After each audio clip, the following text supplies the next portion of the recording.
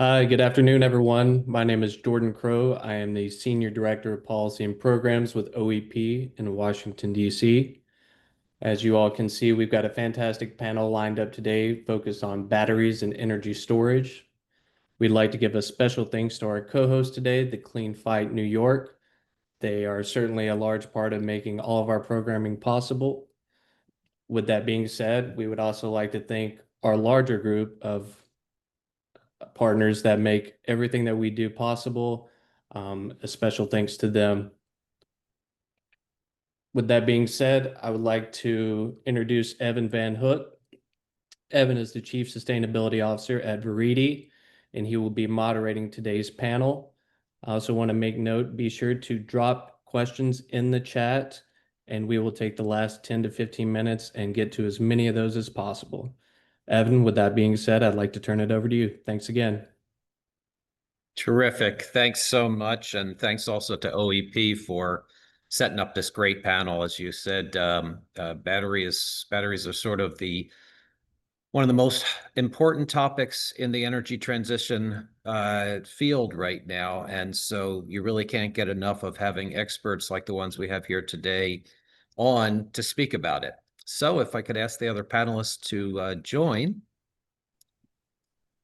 And we're going to pretty much jump right into it. I have a couple questions that I wanted to ask. And if you wouldn't mind, panelists, the first time you answer a question, if you wouldn't mind giving a little introduction for yourself and where you fit in the energy transition and battery energy storage space.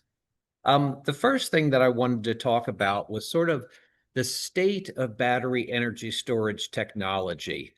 And these are things like, what are the key technological breakthroughs that we've seen recently? What are the ones that we're about to see, if you can look in your crystal ball? And also, what are the things that we need to see or that we want to see in order to really see the battery storage move forward? And this could be structural issues, safety-related issues, or chemistry issues. So let's start with Greg. And again, if you could start with a quick bio and where you fit in the space.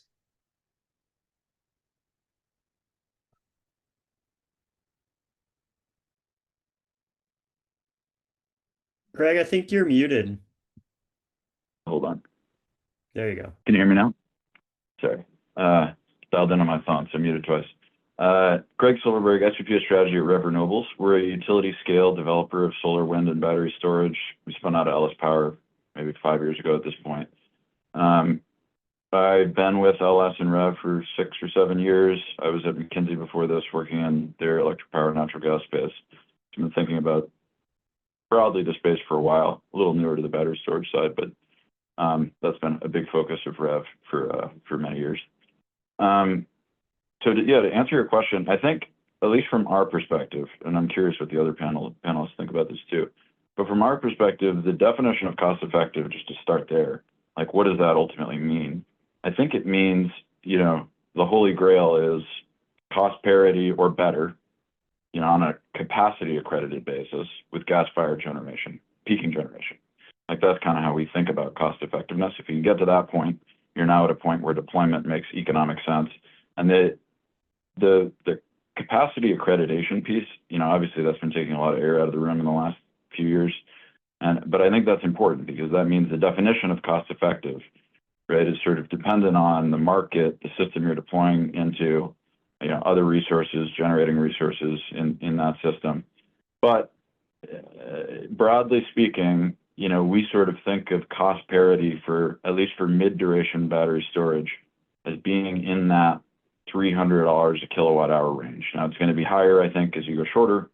It's obviously going to be lower when you're talking about long duration storage, if and when systems get to a point where they sort of really need that 8, 10 plus hour duration, kind of base load oriented storage. But that's kind of the level that we often think about. So then to come to your question, I think of like, what do we need technologically or otherwise to get to that point? I would say, from our perspective at the utility scale, we're not that far off. I think, and it really, again, kind of depends on the market. But if you look at, and I think what will really get us there is manufacturing innovations. like continued scale, the suppliers that are delivering product that I think is at a level that's consistent with that sort of cost effectiveness threshold, or however you want to think about it, are those with 50 gigawatt hours plus of scale that have been around a long time, are vertically integrated, have like tons of automation and process efficiencies and very high yields, and sort of are delivering like best in class manufactured product. And I think the rest of the industry is still getting there. There's a lot of room to improve. If you look at like suppliers' costs, there's a very wide range from an enclosure perspective between the best in the industry and the worst still. And I think, there's going to be a fair amount of hopefully continued improvement on that front. And then I think on the other piece of, and obviously, there's the whole balance of plant that is something where, the big national EPCs, I think, are very good at this, but the smaller, more regional EPCs are still coming up the learning curve, and a lot of this is new to them. So I think continuing to innovate on that front and make sure that you're getting the best from your EPCs, and that not every project is a bespoke engineering project, is going to help with the cost effectiveness point. And the other thing I would just mention, and then I'll stop talking, is in addition to just manufacturing efficiency to get to cost effectiveness, I think it's commercial and market innovation. Now that I think is something where, if you look across the U.S., the way that storage is treated, not just in the capacity, energy, and ancillaries markets, but also in interconnection queues and the like, there's a huge range of rules. And I think sort of hopefully getting some consistency across the markets and making sure that batteries are valued for all the services they're providing to the system, not just, energy arbitrage and capacity, is an important piece as well to reduce, I guess, the cost effectiveness threshold you need to reach parity with gas generation. Maybe I'll start there. Yeah, it's a great answer. There'd be tons of things to sort of dig back further into, but I do want to move on. But one thing, two things I will say is feel free as we answer these to consider anything from utility scale to C&I to residential. Those were fantastic points. But as I say, as we go forward, just feel free to do that. Maybe let's start, just turn to Molly. Could we just hear your take on it? I know you sort of come from a very New York City intensely focused space. And what do you think that we need? And it doesn't just have to relate to the city, but just from a technological perspective across the board. Sure. Hi, everyone. I'm Molly Rafelson. I'm a program director focused on energy storage at the Clean Fight. We're a nonprofit that's really focused on accelerating the adoption of clean energy technologies. And I'm currently working with 10 growth stage storage startups that we're looking to really unlock new projects for them in New York State broadly, but a major focus of where revenues really exist is New York City, as Evan alluded to. So I'm really coming from an innovation and New York market point of view for this panel. And I'll just say, despite headwinds, I think this is such an exciting topic. Given some of the unprecedented load growth that we're seeing, I just think this is a major moment for storage. So I want to start there. I think, Evan, to speak to your question, everything is so market dependent. I agree with Greg that we really need to be scaling hardware technologies across all durations. And we also need to be looking at the project economics of the entire project. And so there's an interplay between hardware and software. I think software can play a really powerful role in orchestration across various DERs. I think we can even see an intersection of software and hardware when it comes to controls. How are you really controlling the dispatch of your batteries and optimizing for monetization? I think there's also applications too. So we've seen portable batteries be really successful in getting around some of the permitting issues that we've seen in highly regulated markets. So those are some of the samplings of how we think about the market here in New York at the very least, and happy to dig into other types of chemistries that we've seen a little bit deeper. Yeah, I'd be really interested to hear sort of from both of you before we move on to Garrett a bit. How do you factor in, I I'm going to not say they're intangible because they're very tangible, but they're maybe harder to monetize. Things like resilience. How do you factor that into the overall sort of cost effectiveness equation, or something that is monetizable, but how much do you look at it as cost avoidance for the reducing the need to build new transmission and distribution? And I guess you could say that that's reflected in direct payments through some of the VEDR programs and things like that. But do you feel like all those factors are well enough considered as people think through the ROI equation?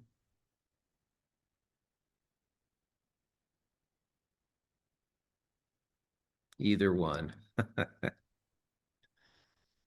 I can maybe start. Yeah, I mean, I think generally, at least, and I'll just speak to the utility scale again, and Molly, feel free to chime in on more distributional stuff.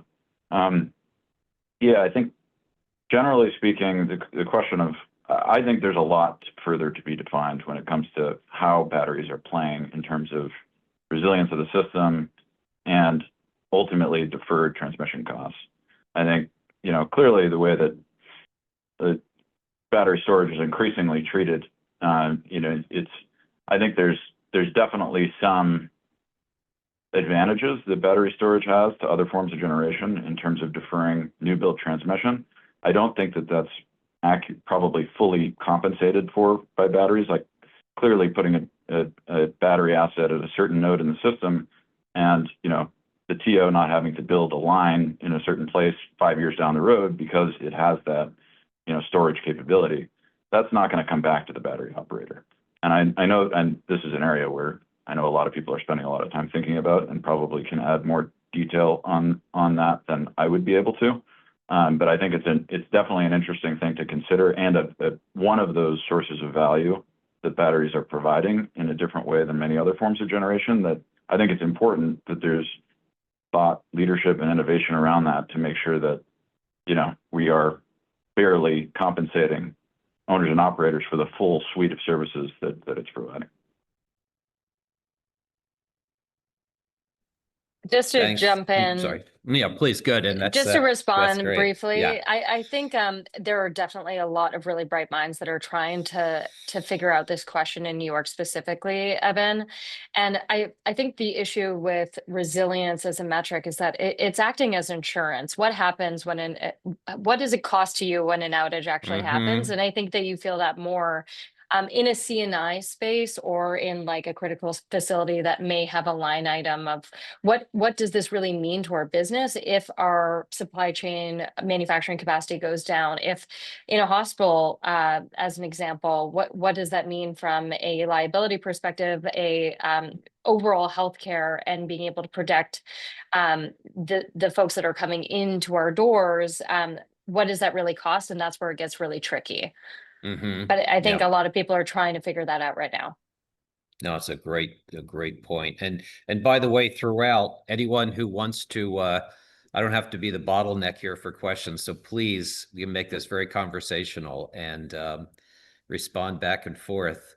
So now, Garrett, if it's okay, I'll ask you to answer sort of the same question, but with a little bit of a twist. As you think about innovation, and we've touched on this a little bit, how do the requirements or the innovation needs differ as you go from grid scale to mobility, battery storage, or to CNI, or to residential? As you think across that suite of use cases and sizes, how do you feel that the innovation needs differ? Yeah, great. I think a lot of things that were stated are consistent, but let me step back. So my name is Garrett Fitzgerald, and I'm the Senior Director of Electrification at SEPA. SEPA is the Smart Electric Power Alliance, and we are a 501c3 member organization. We work with about 1,100 of our members to help advance and navigate through the energy transition. A majority of our members are utilities, IOUs, munis, and co-ops, and then the balance is really every other stakeholder group involved in the transition. So when I provide my responses, they're going to be largely drawn from my work with utilities, who are on the ground implementing it, and my work with regulators and policymakers who are trying to facilitate that. But to get back to your question, I think really we can break it down to three buckets. So when you're talking utility scale, I think largely what was stated is accurate. But when you go down to commercial or residential scale as a second bucket and mobility as a third bucket, there are some differentiators that you have to think about. It came up permitting an interconnection, but the way that utilities go about permitting an interconnection is different if you are transmission connected or distribution connected, and if you're relying on some sort of utility program. And that gets to another aspect that's less about technology and more, are we able to compensate the owners for the value that they provide? And it was alluded to a little bit, this idea of how do we value resilience? And when you're thinking about residential or commercial batteries, at least now in many cases, customers are procuring those and installing them primarily for backup power and resilience. And in that sense, they've already provided the willingness to pay for that resilience. And sort of we have to go about from the other direction and say, hey, how do we make sure that the utility or the rest of the grid can benefit from the storage that's already deployed for the resilience as the first use case? And then when we're thinking about mobility, really it plays an interesting and really important role in my opinion, of the whole storage market. If you think about the scale that we've gotten to with lithium-ion manufacturing globally, largely dominated by the volume required for vehicles, and likely will continue to see that as EV adoption increases. And that's because the first half of the supply chain is shared between mobile batteries for vehicles and stationary batteries. Where they diverge a little bit is for vehicles, you're finding just battery and density.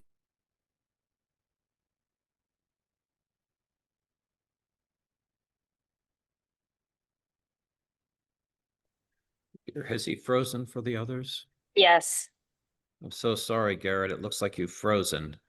Shoot. There we go. How was I frozen for a while? Rambling on? No, it's you're just starting to talk about the difference needs between utility scale and the commercial and the residential, and the supply chain for EVs being parallel for all use cases at the beginning and just diverging at a certain point. I think that's where we lost you. Okay, right. Yeah, and then maybe that's where I'll sort of wrap up the answer here is I think it was mentioned earlier, but the larger scale batteries for grid purposes are trending towards we need longer duration. We need to have a focus on sort of long life cycles and the ability to provide the capacity and other services that the utilities need. When you're looking at electric vehicles, it's really more focused on how do we design a battery that serves the purpose of that asset, and that's getting folks around and having a longer range. So things about weight and energy become to be important. But in the end, that really doesn't play a big role in mobile batteries providing services to the utility.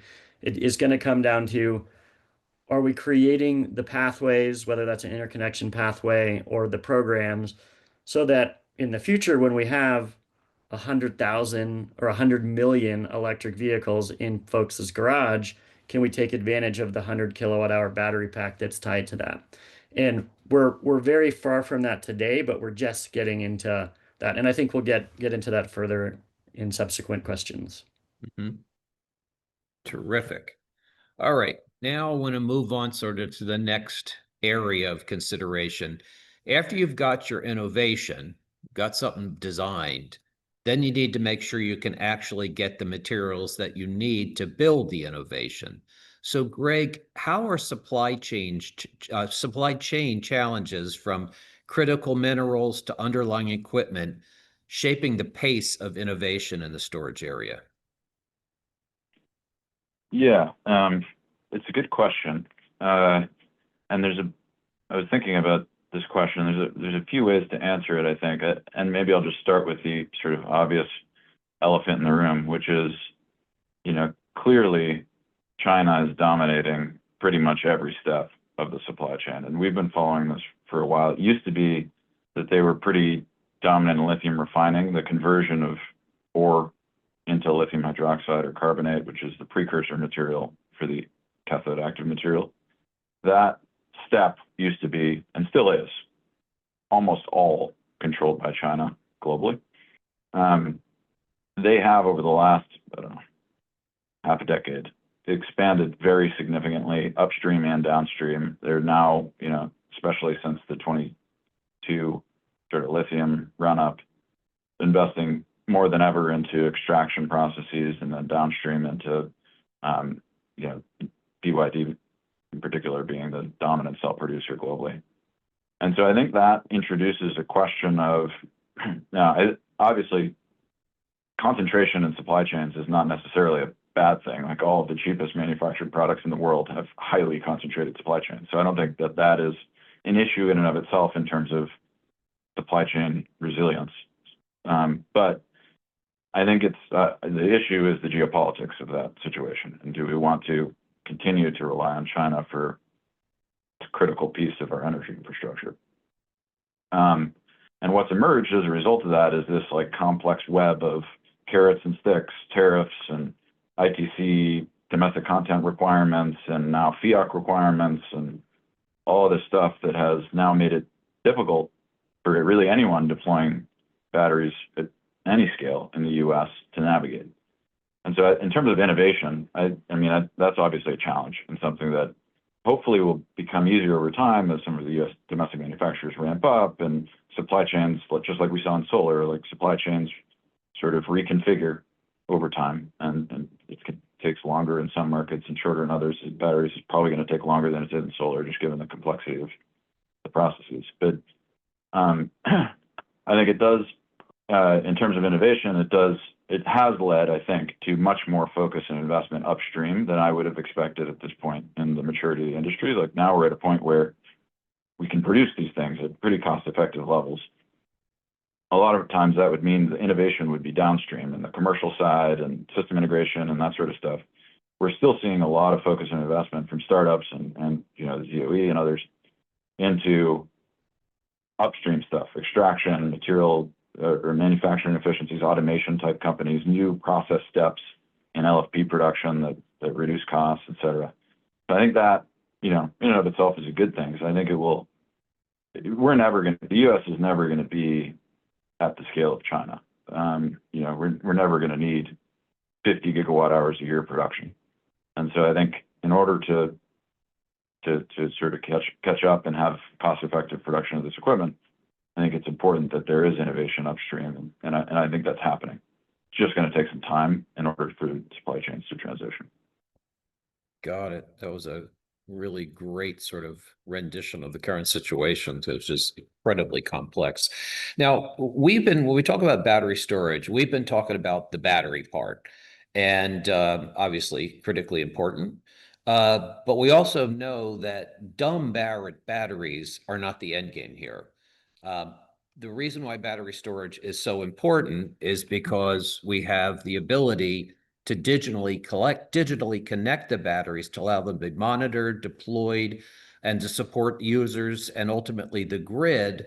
And so it's really the combination of the storage plus the connectivity, hopefully AI enabled, that it will really allow batteries to take the place that we hope it all will. This is often referred to as distributed energy resources, or DERs, or virtual power plants. And in fact, DOE has a goal of deploying up to 160 gigawatt of virtual power plants by 2030. And so with all of this interest in the connectivity part of the storage, what's needed to put the VPP or DER model on a faster track? And maybe I'll turn this over to Garrett first. Yeah, sure. So I think, just clarifying what we mean by VPP, it's a collection of assets, and maybe they're residential batteries, maybe they're vehicles, maybe they're controllable hot water heaters. but really anything that is behind the meter or near the meter that is being aggregated up to provide the value to the grid. And I think there's a couple of barriers that we are in the process of overcoming. One is the interoperability of all of those individual DERs. If you look at utilities today, they often have programs specifically designed for EVs and a separate program for residential batteries and maybe a third for thermostats.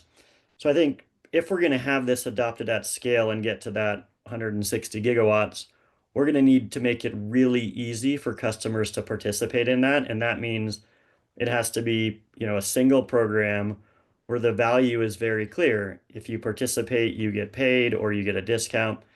And the how has to be very clear too.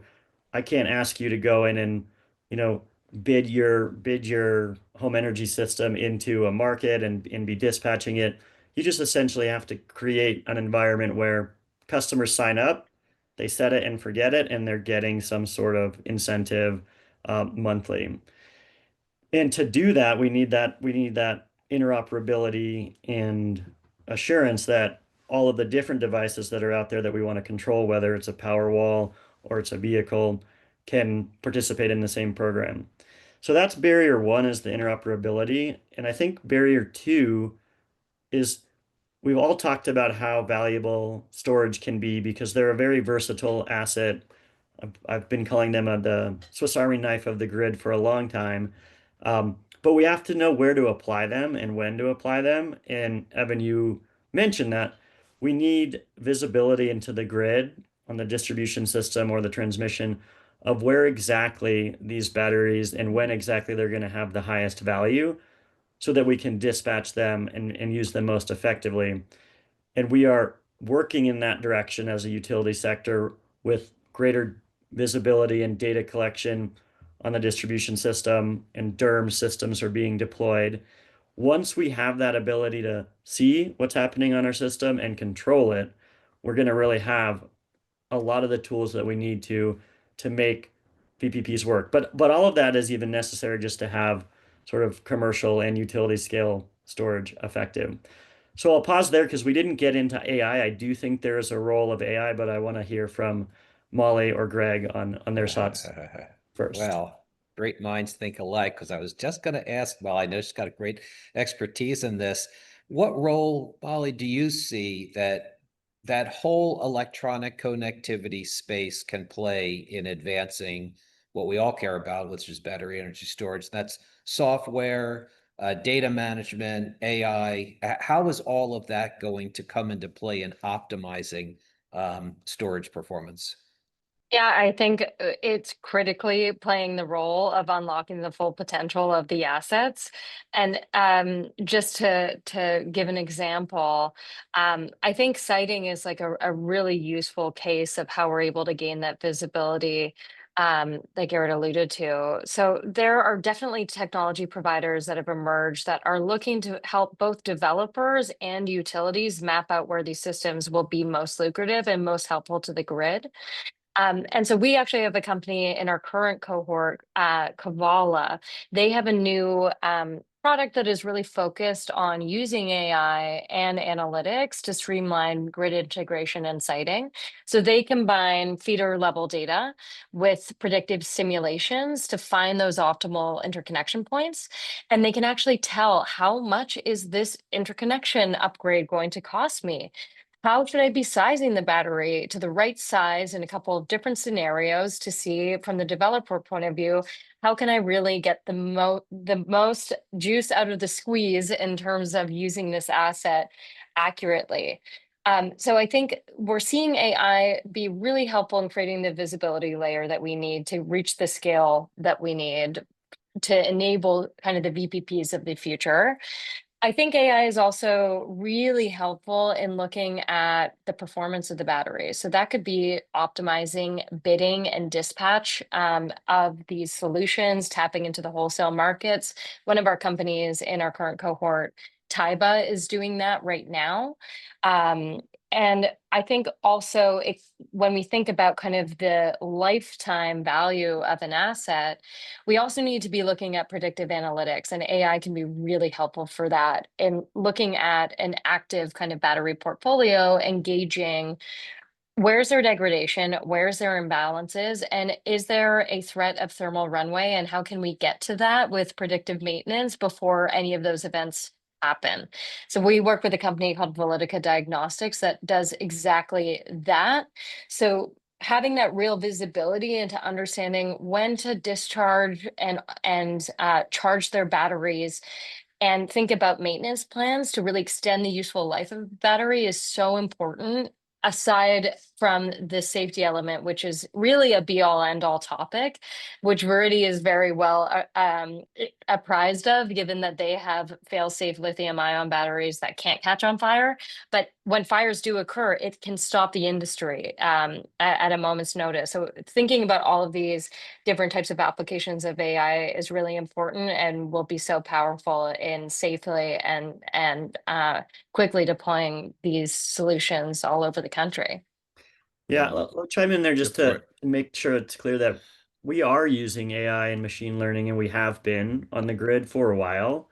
And, one example of where that's used is identifying where things already exist on your system. So a utility might know they have 20,000 vehicles in their territory, but they don't know which customers have them. Same thing may be true for batteries, and they can use machine learning to analyze this and sort of understand which customers have that. They could then target outreach to those customers and say, hey, we know that you have an EV. They have to frame it a little bit differently because nobody likes to be perceived that the utility knows what you have in your garage. But that's one tool where it's being used. Another tool where it's starting to be employed is, we talked about some of the delays and challenges with interconnection queues, and there's a lot of opportunity for automating different aspects of the interconnection application process. And even looking at the studies, I think some of the interconnection queues are years long because a utility has to go through one at a time and do the interconnection study for this system and that system. But if they can sort of do that quicker, or maybe in groups, they can get through that queue faster. So I think, and those are maybe more practical applications and sort of not as fancy, shiny AI, but I think they're going to play a really important role. Mm-hmm. And Garrett, have you also seen them used to sort of extend or improve service for remote or underserved communities? I know that's something that I know we're working with Southern companies on that. Yeah, SEPA has done a little bit of work in that, and I guess in part you have to understand where the vulnerabilities exist on the system, Mm-hmm. and where sort of reliability resources, microgrid storage are going to play a strong role. And it turns out that often those are overlapping areas with underserved communities or remote communities. And so there is definitely a role for energy storage. One thing that we have learned over the years working with communities and utilities is, if you want to have a successful deployment of storage for a specific community, specifically an underserved community, you have to work with that community and co-design the programs with them and for them, um, rather than sort of speculate that you just know what is good for them and that they need a battery here. Mm-hmm. And that requires sort of ongoing a buildup of trust between, the developer or the utility in that community. Mm-hmm. But yeah, in Yeah, for short, sure. they definitely play a role. Yeah, that's terrific. Well, listen, now we've got it. We've got the batteries innovated. We got them sourced. We got them connected, but now we got to pay for it. So that's the next question on the list here. And if I could, I'll turn to Greg and just say, how do you see private investment and venture capital trends shifting in the energy storage space? Yeah, there's clearly been a big shift in the last couple of years. And some of that is just macro sort of market driven. Some of that is, fundamentals of what's going on in actually the better storage sector. But, I would just say from my perspective, and others can probably comment on the VC side, But clearly there's been a move away from novel battery chemistries, things like hydrogen, flow batteries, that sort of stuff. Those companies are still doing great work out there and making progress, but it isn't quite the same as it was in 21, 22. And a shift back towards sort of proven unit economics and deployment of actual equipment in the field. And I think that, it's interesting. I think even for battery development platforms, right, like there's a huge amount of concern about continuing to raise, long-term capital. A couple of years ago, it was not hard to raise common equity for a battery development platform. Now, if you're looking to fund your development pipeline, it's preferred equity at best, and often it's, some type of development loan. And so I think there's definitely more competition now for funding, probably not your near-term projects that are advanced and de-risked, but a long-term pipeline of battery development projects. Now that could change. Like clearly the sort of policy outcomes over the last 6 months have been pretty positive for battery storage, and I think there's clearly a runway for the industry here. So I would expect, as capital constraints, continue to become more acute in the industry, there's probably some emergence of or resurgence of availability of capital over time. But it has definitely become more challenging. Interesting. Yeah, I think that maybe that's a start. Oh, that's great. So, Molly, given what Greg just said, how do you see the role of government incentives attracting investment for battery factories in the U.S. or battery manufacturing in general in the U.S.? What has been the impact of this year's changes in federal funding, and how do you see that whole scope of federal, state, and even some local financial support? Sure.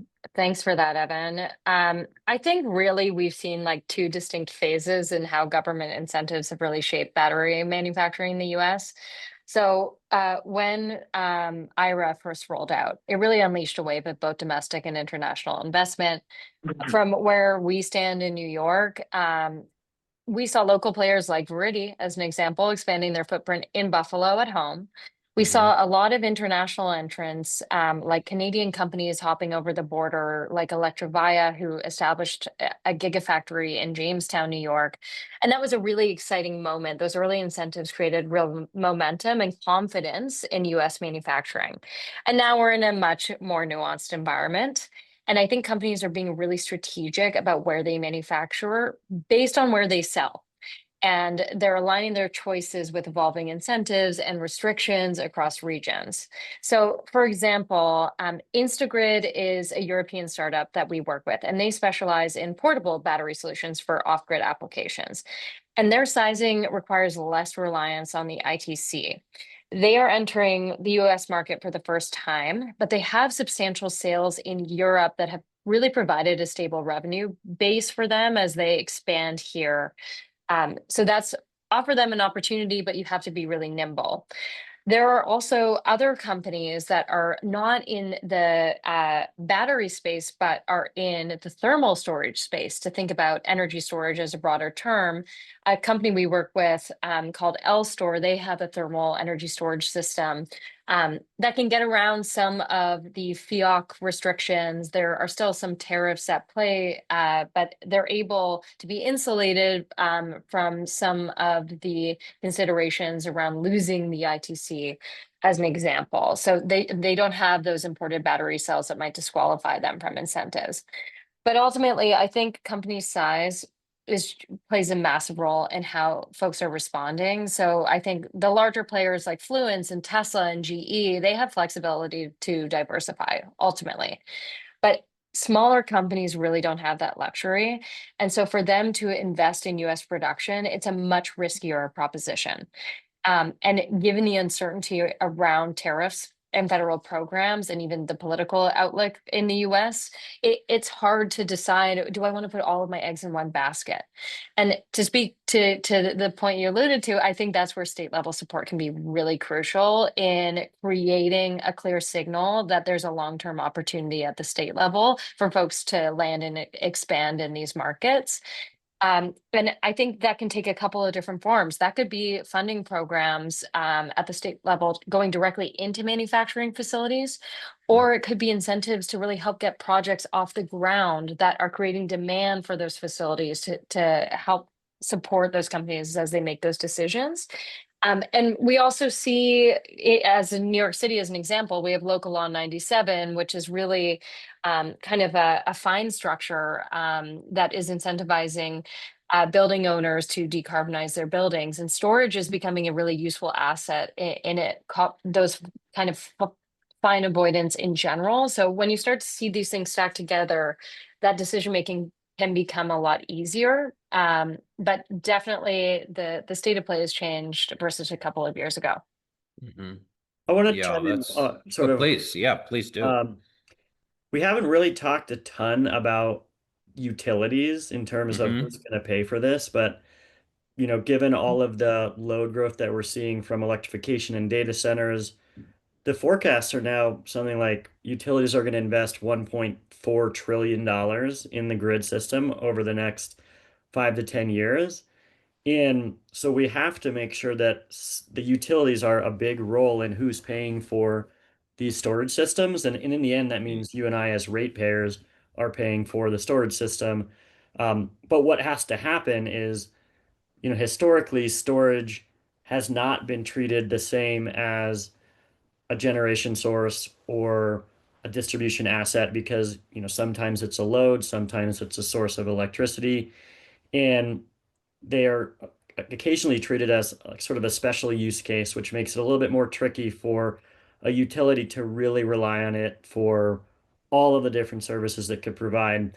So in part, it's a regulatory shift that happens and needs to continue to happen, where utilities are required to include storage in their integrated resource plan and in sort of all of their planning aspects. And this is happening in New York and California and Arizona. And the more that happens, the more it will really be a critical component of operating the grid, and the utilities can continue to invest in that. And then the other aspect of that, and we sort of already talked about it, is that's for the utilities to be able to include it in their plans, but we need to continue to make sure that customers can get compensated for these VPPs. And so VPPs are going to continue to come up, and they have a huge opportunity, but we haven't quite got them right to really take advantage of the scale that they will offer when we do get it right. Yeah, no, that's great. So thanks for jumping in on that, because you're right. You have to compensate them, but that means you maybe don't have to spend so much money on a new transmission wire. So that's a great thing too. All right, so we've designed it, we've sourced it, we've paid for it. Now we have to talk about the last piece of the puzzle, which is getting it approved. And so let's talk about how regulatory developments, permitting, and interconnection affect the storage market, and what suggestions we maybe have to make this run more smoothly. So first of all, maybe I'll turn to Greg and just say, how have the recent U.S. policies changed the landscape for battery and storage deployment? Yeah, so we've touched on this a couple of times at a high level, but maybe just on federal policy, clearly it's I think from the tax policy outcome with the reconciliation bill was a big positive for the industry. Everyone's pretty excited about that. I think that gives the industry a lot of runway. Clearly there's some constraints there with FEOC and stuff that we need to navigate, but that I think was a good outcome. The permitting issues at the federal level are a big concern on the solar and wind side. I think it's been less of a concern on the battery side, but I don't know that I would necessarily minimize the situation at the federal level for solar and wind and potential knock-on effects for battery storage. So I think it's important that we sort of keep the perspective that, at least from my view, that yes, there could be follow-on effects of you don't have the same amount of solar wind generation resources. You're probably going to deploy less batteries because a lot of batteries tend to be co-located, but also the economic impact. I mean, 3 or 4 years ago, we were talking about the primary driver of battery storage economics was renewables penetration and volatility. Now we're in this, huge load growth phase, so it's a capacity play. But, still, it's a big driver of renewables economics continues to be increasing volatility across power markets. So I think that, that is, while not directly impacting battery storage, the permitting side, and obviously that's not the case necessarily at the state and local level, but at the federal level. I think there are probably some concerns there that we should continue to try to address. I think, like Garrett said, I think really the challenges, though, are at the market level. I mean, the challenges are utility policy and RTO policy as it relates to how energy storage participates across the products that it sells and in the interconnection queues. And the two things that I would just raise very quickly on that point that I think are big concerns is capacity accreditation. I think that is, that's massive for us and drives a huge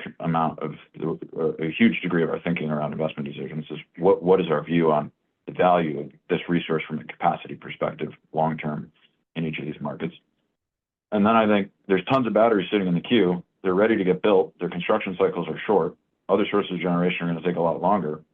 How do you make sure that you are incentivizing those batteries to get built today and paying them for the fact that they're there and ready to be built today, and will alleviate capacity and reliability concerns over the next couple of years in all of these markets? And so even if it's like a situation where utilities or off-takers need to pay a little bit more than they otherwise would in the case of a theoretical, gas facility or other form of dispatchable generation, I think the fact that they're in the queue, a lot of them are sitting there ready to be developed. I think it's, there's clear value in that. And so I think creating structures, and, there's things like the Big Pal process that's being proposed. I think Eolian is leading that. The Hill-Hilga thing in SPP, which is a co-location, sort of bring your own generation type of program to incentivize battery storage to be brought online more quickly. Those help a lot. And I think that hopefully those types of programs continue to proliferate across the RTOs.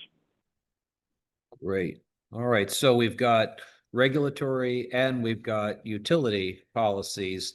So maybe I'll turn it over to Molly just to say, and then maybe we'll see if you have anything to weigh in on this with Garrett, is how big of an issue is the regulatory permitting interconnection morass in terms of a facilitator or impediment to the growth of battery storage? Is this something that we just have to get through and it's not that big of a deal, or do you see it as being a real impact on battery storage? I think it's a huge impact. I think there's lots of different ways to slice this. I think on the interconnection piece, just to build on the last comment, the costs and the timelines really remain a big barrier. And I think in the development ecosystem, especially as kind of a wealth of this equity capital becomes a little more scarce for the development platforms themselves, developers have to really bear large equipment and interconnection costs early in the development cycle without a guarantee that maybe their project is going to go through and actually start creating revenue for them. And I think that will become increasingly challenging. I think there are some creative lenders in New York. We have the New York Green Bank that has an interconnection line of credit that is available to developers that can then really benefit the battery manufacturers that are part of those projects in getting projects out there faster. But we actually ran a program that was really focused on the financing gaps that exist in the development cycle for energy storage projects at large, called the Energy Storage Capital Challenge. We actually wrote a white paper that highlights some of these innovative solutions that exist, at least in the New York market. But we really need to think about matching investor expectations with project timelines to reduce those capital pressures so that we can move through those queues a lot faster than we have before. But that's interconnection. I think permitting, it depends where you are. I think New York City has one of the most stringent fire codes and fire departments in the country, but it's also a huge value add in terms of like setting the stage for what safe storage deployment can look like. But we do Mhm. need the right resources to support smaller companies in getting along the certification pathway to be successful in the market as a result. So those are a couple of pieces I would want to contribute to the conversation. Fabulous. Garrett, any last thoughts on that? Yeah, I think everyone sort of agrees here that the regulatory framework is going to play a really important role in our ability to scale storage. So I'll just kind of summarize, like, and Greg's mentioned this a couple of times. It's about making sure that storage can provide more than just energy, so capacity and resilience and flexibility, and where it matters, decarbonization. And I think we do that by working with regulators to recognize storage as a multi-use resource, making sure that our planning and procurement frameworks are inclusive of all of the asset types that are available to us. And Molly, you sort of went deep into this, but modernizing the interconnection rules and tariffs in where we can streamline the ability to get these things connected to the grid. And then this is a bigger and more challenging one, but utilities are regulated monopolies and they do what the regulators say or incent them to do based on the rules they are subject to. And there are cost of service regulation models that sort of make it less lucrative for a utility to invest in a non-wires alternative or a lower capital heavy asset because they don't get a regulated return on that. And so making sure that we have the right performance signals within the regulation will be helpful. But I'll leave it there because we could talk a lot about that. Sure. No, that's great. I appreciate that. And I think we've got Julia from Our Energy Policy who's got a few questions from the audience. Yes, thank you, Evan, and thank you, panelists, for all your insights. Our first audience question is about thermal storage. They're asking, in terms of utility scale storage, what is happening with thermal storage, for example, using graphite blocks for longer term storage? And while you're at it, please feel free to discuss any other promising developments that you see in energy storage beyond batteries.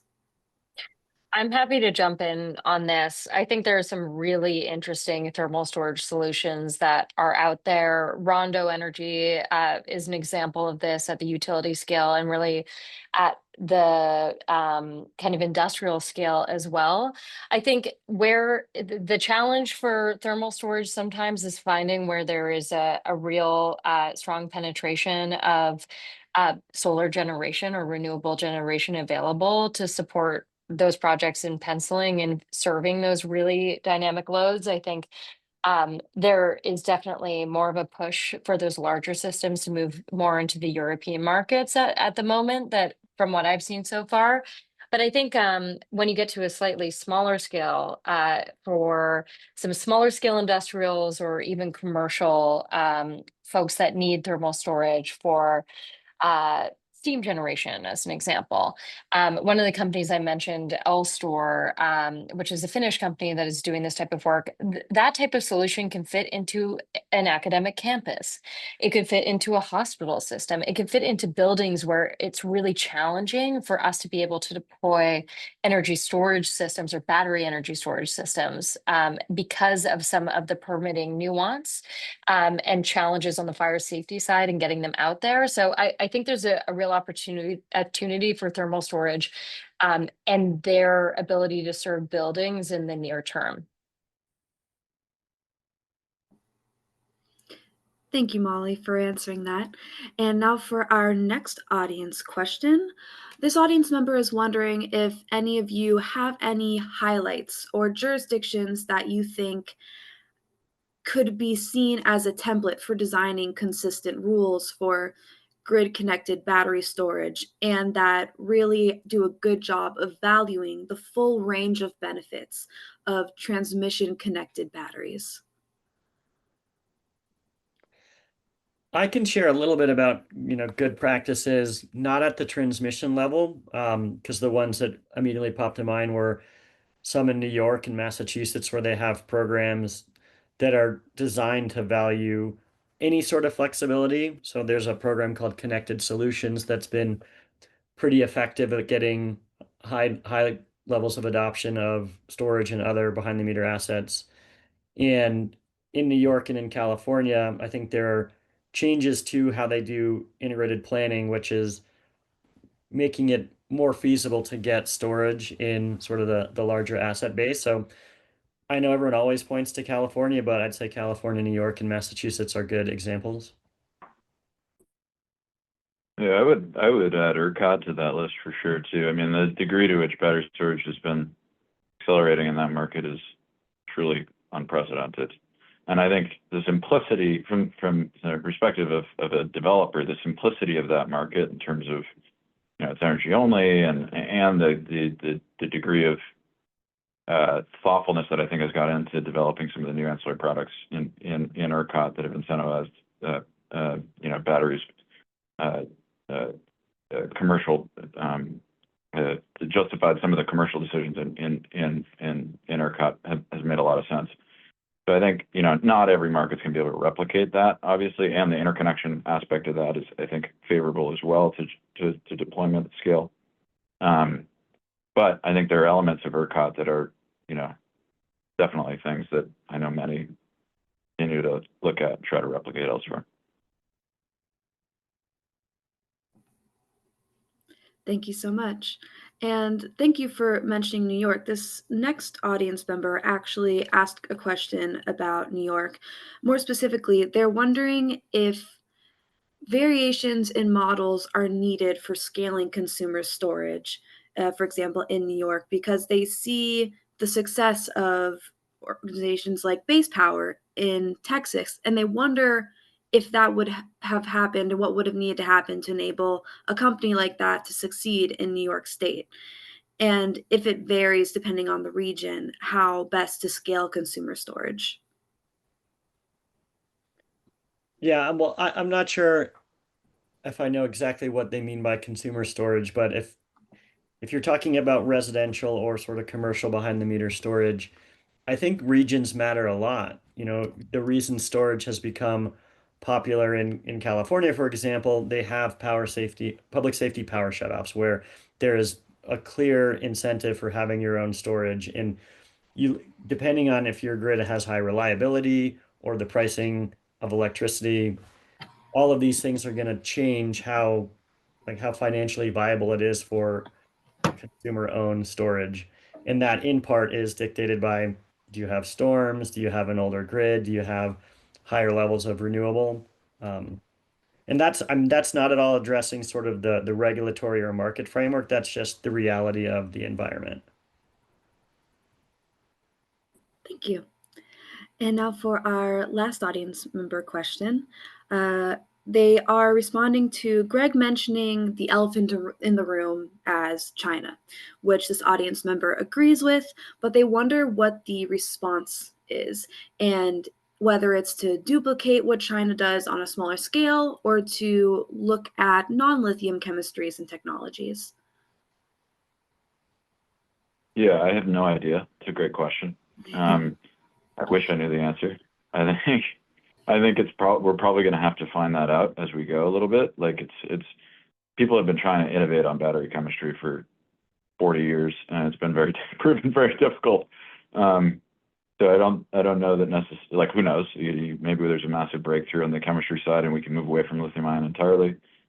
It's, you know, I'm sure theoretically possible, but hard to imagine given how things have progressed and how mature that industry is now. I think I mean, my perspective is it's probably likely we sort of waffle around with these different policies to try to incentivize domestic production. Eventually we get it right. Domestic production scales to a point where we start to see reasonable efficiencies and hopefully start to take some share from Chinese manufacturing companies. And eventually, you know, there's a little bit more balance. But ultimately, you know, I don't think we're ever going to fully get away from China. There's probably still always going to be some interconnectedness between U.S. and China supply chains and for battery storage. Yeah, Greg, sorry about that. We wanted to end with a softball for you there. So appreciate Yeah. your thoughts. Evan, first and foremost, thanks to you for navigating the panel today. Really appreciate Absolutely. everyone's thoughts. Molly, Garrett, Greg, thanks so much for being with us.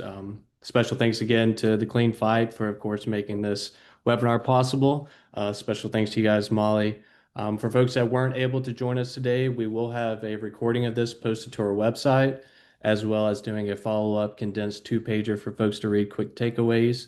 And with that being said, we will end promptly at 1 p.m. here, and hope everyone has a great rest of the day. Thanks, everyone. Thank you. Thank you. Bye. Good seeing Thank you all. you. Bye, guys. Bye-bye, guys.